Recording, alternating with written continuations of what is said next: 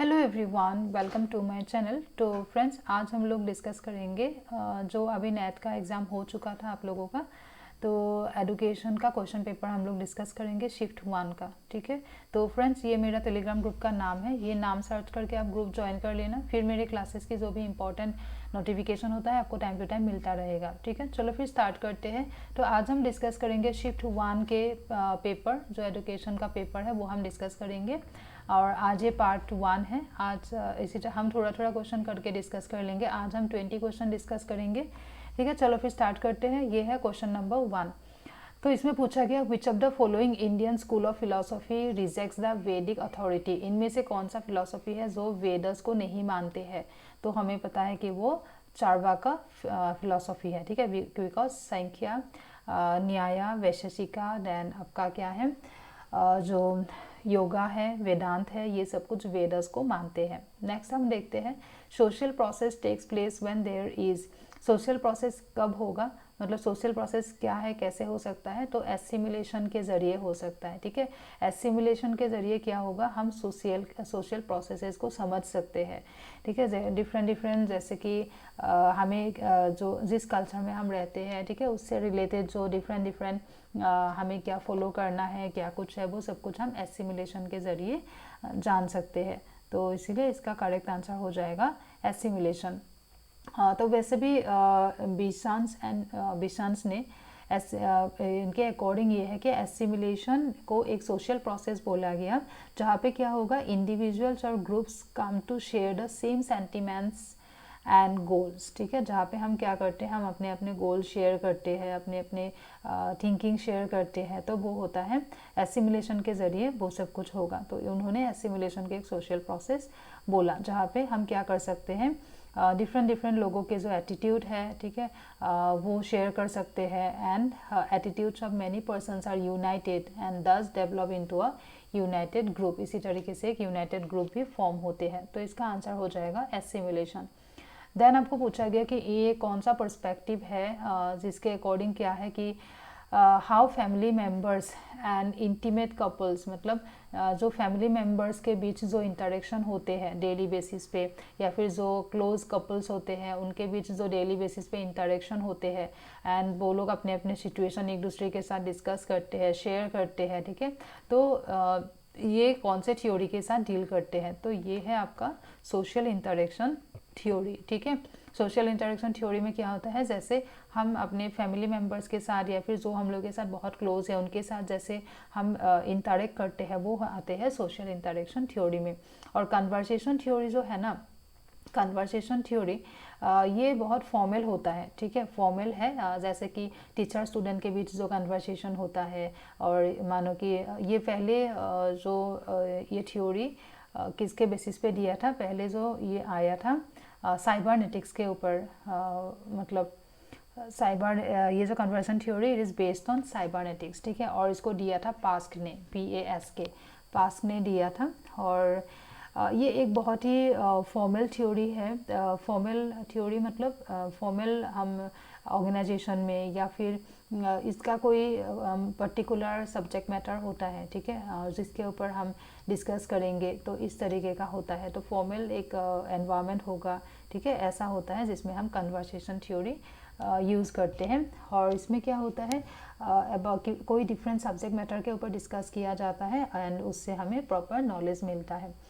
अच्छा, नेक्स्ट हम देखते हैं केयर एथिक किसने दिया। ये बहुत इजी क्वेश्चन है, नेल नोडिंग्स ने दिया। Which of the following is, यहाँ पे पूछा है कि इनमें से कौन सा इनपुट फंक्शन नहीं है। इनपुट फंक्शन नहीं है किसके अकॉर्डिंग, गैब्रियल एल्मोन के अकॉर्डिंग। तो उन्होंने स्ट्रक्चरल फंक्शनल एनालिसिस, अब देखो ये नाम हम लोग के सिलेबस में है नहीं, लेकिन थोड़ा सा अगर हम लोग सोचेंगे तो ये आंसर हम कर पाएंगे। अब ये स्ट्रक्चरल फंक्शनल एनालिसिस जो है गैब्रियल का, इसमें इन्होंने पॉलिटिकल सिस्टम एनालिसिस के बारे में लिखा है। ठीक है, जैसे कि हम लोगों ने सिस्टम एनालिसिस थ्योरी पढ़ा है ना यूनिट 2 के डी पोर्शन में। यूनिट 2 के डी पोर्शन में सिस्टम एनालिसिस मॉडल जो डेविड स्टन का है, ठीक है, वो पढ़ा था। उसके जैसा सिमिलर ही है ये। तो हम लोगों को क्या पता है कि सिस्टम में क्या होता है, इनपुट होता है, प्रोसेस होता है, आउटपुट होता है ना, इनपुट होता है, प्रोसेस होता है एंड आउटपुट होता है।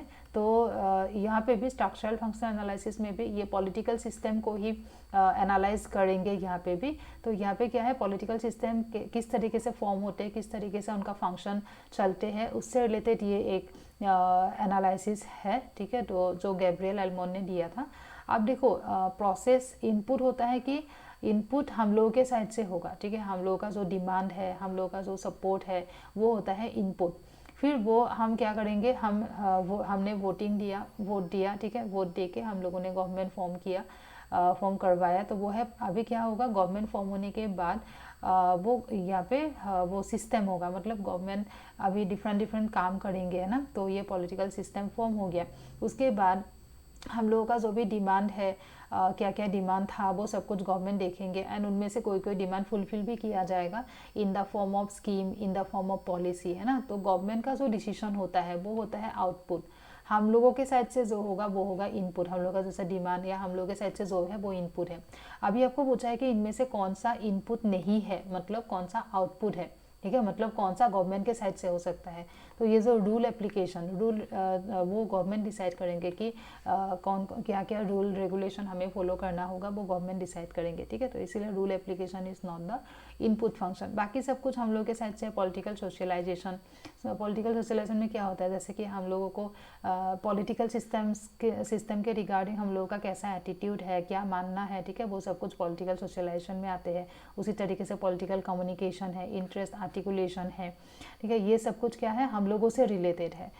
तो इसीलिए 2 इज द करेक्ट आंसर। अब यहाँ पे पूछा है कि इनमें से कौन सा नॉन रेकरिंग इंस्टीट्यूशनल कॉस्ट है। नॉन रेकरिंग का मीनिंग होता है नॉन रिपीटिंग, ठीक है। तो इंस्टीट्यूशन में क्या होता है, जो सैलरी होता है मंथली बेसिस पे करना होता है, लेबोरेटरी केमिकल्स मंथली बेसिस पे लाना होता है, स्टाइपेंड भी मंथली बेसिस पे दिया जाता है, ठीक है। स्टाइपेंड कुछ ऐसा जो मतलब पैसा ही है, लेकिन ये सैलरी नहीं है, ये मंथली बेसिस, जैसे कि हमें JRF स्कॉलरशिप मिलता है ना, उस तरीके का मंथली बेसिस पे किसी किसी को स्टाइपेंड दिया जाता है, उनको उनके मतलब उनको हेल्प प्रोवाइड करने के लिए, ठीक है। तो कंपनी के साइड से भी कभी कभी देते हैं किसी किसी को स्टाइपेंड, तो ये भी मंथली बेसिस पे देते हैं। तो इसीलिए ये तीनों रिपीटिंग है। और फर्नीचर एक बार लाया तो वो बार बार नहीं लाना पड़ेगा, तो फर्नीचर नॉन रिपीटिंग या फिर नॉन रेकरिंग इंस्टीट्यूशनल कॉस्ट है। Which of the following is a tool, इनमें से कौन सा टूल यूज़ करते हैं हम पॉलिसी डेवलपमेंट में। तो देखो पॉलिसी डेवलपमेंट से रिलेटेड, मतलब पॉलिसी किस तरीके से डेवलप करना है, डेवलप करने में क्या इन्वॉल्व होते हैं कि पॉलिसी का ऑब्जेक्टिव क्या होना चाहिए, है ना, पॉलिसी में क्या क्या हमें लाना चाहिए, और किस तरीके से पॉलिसी का प्रोसेस चलेगा, एंड फिर पॉलिसी इवैल्यूएट कैसे करेंगे, तो वो सब कुछ। तो पॉलिसी डेवलपमेंट में एक्चुअली हम पॉलिसी साइकिल यूज़ करते हैं, ठीक है। पॉलिसी साइकिल अगर आप लोग देखोगे तो इनमें स्टेप्स आपको दिखाई देगा,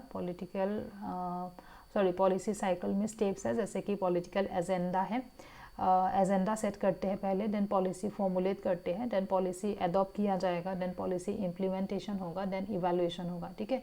तो ये पॉलिसी जो डेवलपमेंट का जो प्रोसेस है उसमें हम कौन सा टूल यूज़ करते हैं, पॉलिसी साइकिल, ठीक है। नेक्स्ट हम देखते हैं which of the following has been proposed. अच्छा, NEP 2020 के अकॉर्डिंग इनमें से कौन सा है जो कि किसके साथ रिलेटेड है, expected learning outcome for higher education. तो हमें ये पता है कि NEP 2020 में जो 4 व्हीकल्स के बारे में बोला गया, 4 बॉडी जो डिफरेंट है, उस पे से जो GEC है, जनरल एजुकेशन काउंसिल, तो इनका काम क्या है, इनका काम है कि हम क्या क्या आउटकम चाहते हैं, ठीक है, हायर एजुकेशन के सेक्टर में, हायर एजुकेशन प्रोग्राम में हम क्या क्या आउटकम चाहते हैं बच्चों से, ठीक है, वो सेट करना जनरल एजुकेशन काउंसिल का काम है। अच्छा, नेक्स्ट क्वेश्चन है collective monologue leads to egocentric speech. तो ये किसका, कौन से साइकोलॉजिस्ट का ये व्यू पॉइंट है। अब कलेक्टिव मोनोलॉग, इसका मीनिंग क्या है, देखो collective monologue leads to egocentric speech. इसका मीनिंग ये है कि जैसे बच्चे होते हैं ना, 2 to 7 ईयर्स के मानो कि जो बच्चे होते हैं, वो लोग ज़्यादातर क्या करते हैं, ये लोग खुद के साथ ही बातचीत करते हैं, ठीक है। अगर वो ग्रुप में भी रहते हैं तो फिर ग्रुप के बाकी मेंबर्स के साथ ये इंटरेक्ट नहीं करते, या फिर कहीं पे भी वो लोग हैं अदर लोगों के साथ इंटरेक्ट ये नहीं करते, ये खुद के साथ बातचीत करते रहते हैं, खुद को गाइडेंस देते हैं, खुद को डायरेक्शन देते हैं, ठीक है। तो वो होता है आपका तो ये दिया था जीन पियाजे ने, जो कलेक्टिव मोनोलॉग के बारे में बोला था जीन पियाजे, कि इसके ज़रिए क्या होता है, ईगोसेंट्रिक स्पीच वही होता है कि बच्चे खुद के साथ ही बातचीत करते हैं, खुद को डायरेक्शन देते हैं, लेकिन इन लोगों का जो भी लॉजिक वो खुद को देते हैं, ठीक है, वो इतना प्रॉपर लॉजिक वो लोग यूज़ नहीं कर पाते हैं, ऐसे ही वो लोग खुद के साथ बातचीत करके डायरेक्शन देते रहते हैं। अच्छा, then mental health is the full harmonious functioning of the whole personality, ये किसने बोला था, तो ये मेमोरी बेस्ड क्वेश्चन ही है, तो ये हैटफील्ड जे ने बोला था। देन समेटेड रेटिंग किसने इंट्रोड्यूस किया, समेटेड रेटिंग, तो हमें पता है कि लिकर्ट स्केल हमें पता है, तो 5 पॉइंट स्केल था जिन्होंने, जहाँ पे हम क्या करते हैं, लोगों के एटीट्यूड को एक्सप्रेस किया जाता है, जैसे कि एग्री, डिसएग्री या स्ट्रांगली एग्री, स्ट्रांगली डिसएग्री, इस टाइप से 5 पॉइंट स्केल है, और बीच वाला पॉइंट होता है न्यूट्रल पॉइंट, है ना। तो फिर ये समेटेड रेटिंग वाला जो मेथड है वो इंट्रोड्यूस किया था Likert and Rensis. Then private speech leads to self regulated behaviour, देखो ये भी अभी जैसे हम लोगों ने मोनोलॉग देखा, कलेक्टिव मोनोलॉग जो पियाजे का है, ये थोड़ा सा मतलब सिमिलर जैसा ही है जैसे प्राइवेट स्पीच होता है, जैसे कि हम खुद के साथ ही बातचीत करते हैं, वो होता है प्राइवेट स्पीच। तो यहाँ पे बोला गया कि private speech leads to self regulated behaviour, मतलब प्राइवेट स्पीच के ज़रिए सेल्फ रेगुलेटेड बिहेवियर फॉर्म होता है। मतलब ये यहाँ पे भी वही है, जो 2 to 7 ईयर्स के बच्चे होते हैं ना, वो लोग ज़्यादातर प्राइवेट स्पीच करते हैं, मतलब खुद के साथ बात करते हैं, ठीक है। तो उससे क्या होता है, खुद के साथ बात करके खुद को वो डायरेक्शन देते हैं, तो प्राइवेट स्पीच के ज़रिए ही सेल्फ रेगुलेटेड बिहेवियर फॉर्म होते हैं, ऐसा बोला था विगोच्की ने, ठीक है।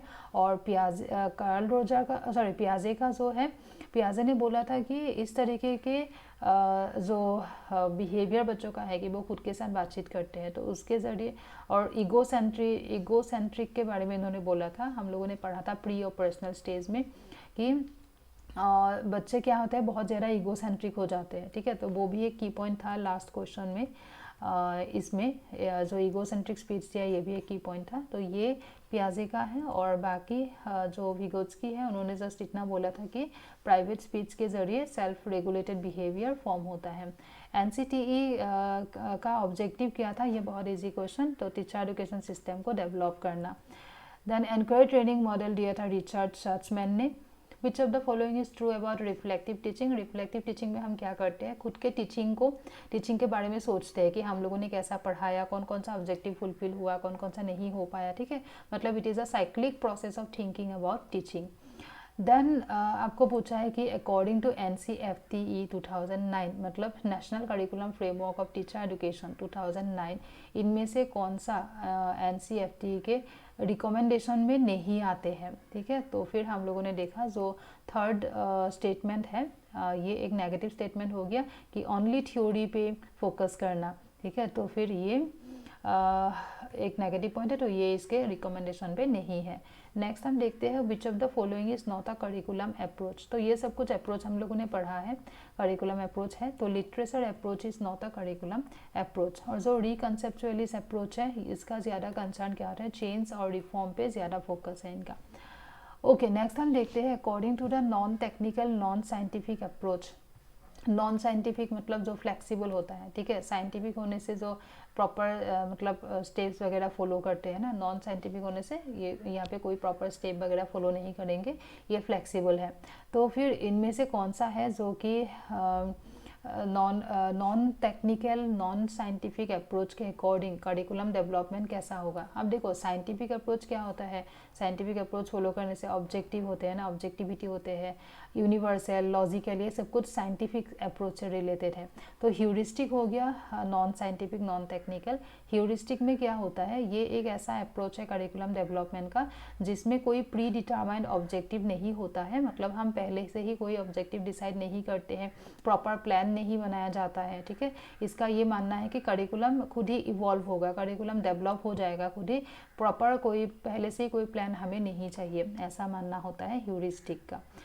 ओके, नेक्स्ट हम देखते हैं, फिर से उसी कंसेप्ट से रिलेटेड क्वेश्चन है। देखो, which of the following is not a suitable option when curriculum is, अगर आपने करिकुलम को non technical non scientific approach के अकॉर्डिंग इनमें से कौन सा करेक्ट नहीं है बोला, ठीक है, तो फिर अगर हम करिकुलम को नॉन टेक्निकल नॉन साइंटिफिक तरीके से देखेंगे तो फिर कौन सा सूटेबल नहीं है, तो मतलब अब क्या होगा, नॉन साइंटिफिक है, ठीक है, तो फिर नॉन साइंटिफिक है तो मतलब क्या है, नॉन साइंटिफिक है तो साइंटिफिक नहीं होगा।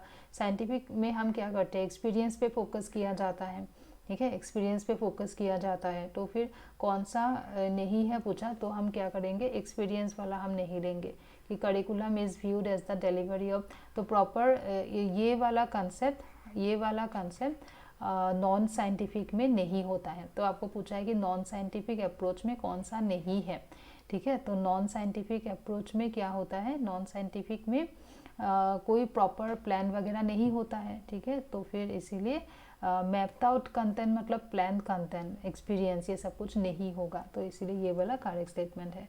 देन करिकुलम डिज़ाइन हम कैसे करते हैं, उनके कंपोनेंट्स क्या क्या है, ये बहुत इजी क्वेश्चन, जैसे पहले हम ऑब्जेक्टिव डिसाइड करेंगे, फिर कंटेंट देखते हैं, फिर learning experiences and evaluation last में होगा, ठीक है। ओके, फिर आज हम लोगों ने 20 क्वेश्चन ही डिस्कस कर दिया, नेक्स्ट वीडियो में रिमेनिंग क्वेश्चंस हम लाएंगे, तो वीडियो को लाइक कर देना, शेयर करना, सब्सक्राइब करके रख देना चैनल को, एंड टेलीग्राम ग्रुप ज्वाइन कर लेना, बहुत ही फ्री क्लास, आने करें पे भी मुझे फॉलो कर लेना, बहुत सारे फ्री क्लासेस वहाँ पे भी हम लेते हैं, जैसे कि आज भी फ्री क्लास है 4:45 पे है, तो आप लोग ज्वाइन करना उस क्लास को, ज्वाइन करने के लिए कोड है अनुकंपा, ठीक है, अनुकंपा। मेरे टेलीग्राम ग्रुप में भी आपको लिंक मिल जाएगा और डिस्क्रिप्शन बॉक्स में भी मिल जाएगा, तो मिलते हैं फिर हम अपने क्लास में 4:45 में। Okay, thank you everyone.